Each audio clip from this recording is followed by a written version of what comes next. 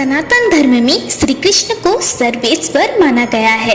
दोस्तों, आप सभी ने भगवान श्री कृष्ण और उनके पटरानियों के बारे में अद्भुत लीलाएं तो सुनी ही होगी। इसी कतार में भगवान श्री कृष्ण ने सूर्य देव की पुत्री से भी विवाह किया और इस वीडियो में हम यही जानने वाले हैं कि आखिर सूर्य देव की वह पुत्री कौन थी जिनसे विवाह करने खुद पहुंचे थे श्री कृष्ण। चलिए शुरू करते हैं।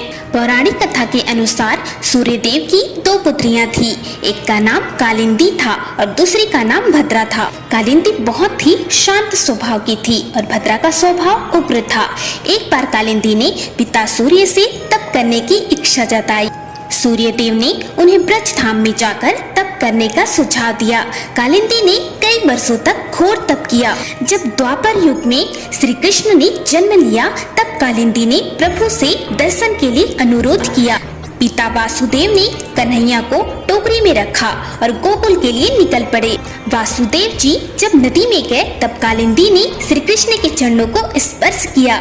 बताया जाता है कि कालिंदी नदी ही आगे चलकर यमुना कहलाई। यमुना किनारे ही श्री कृष्ण ने बाल लीलाएं रचाई और बाद में धर्म की स्थापना के लिए ब्रजमंडल छोड़ दिया। इसके पश्चात श्री कृष्ण एवं यमुना जी के पुनर्मिलन का वृतांत कुछ इस प्रकार है।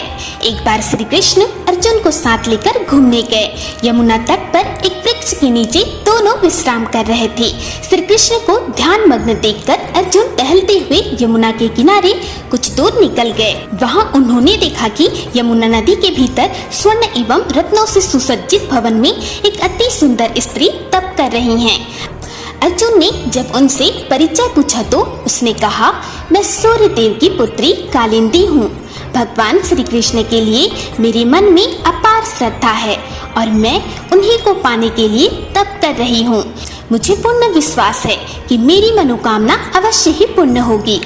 अर्जुन ने वापस लौटकर यह वृतांत श्री कृष्ण को सुनाया तो श्याम सुंदर ने कालिंदी के पास जाकर उन्हें दर्शन दिया और उनके अनुरोध को स्वीकार कर लिया। इसके बाद श्री कृष्ण ने सूर्य देव के समक्ष उनकी पुत्री कालिंदी अर्थात यमुना से विवाह का प्रस्ताव रखा और इस प्रकार श्री कृष्ण के साथ कालिंदी का विवाह कर दिया गया और इस प्रकार यमुना अर्थात कालिंदी द्वारकाधीश श्री कृष्ण की पटरानी बन गई। दोस्तों, आज भगवान श्री कृष्ण की प्रिया यमुना ब्रजमंडल की आराध्या है।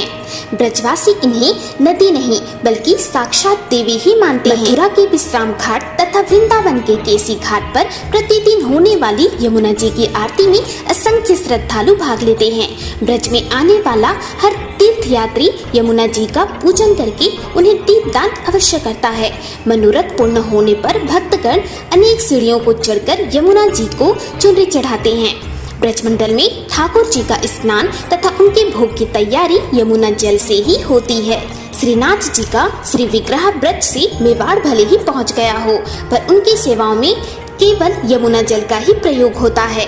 आज भी मथुरा से नित्य यमुना जल सुरक्षित पात्रों में भरकर श्रीनाथ द्वार भेजा जाता है। यमुना जी का वाहन कछुआ है। आदि वराह पुराण के अनुसार यमुना जी में स्नान करने से जन्मांतर के पाप भस्म हो जाते हैं। इतना ही नहीं, जो व्यक्ति दूर रहकर भी भक्ति भावना के साथ यमुना जी का स्मरण करता है वह भी पवित्र हो जाता है।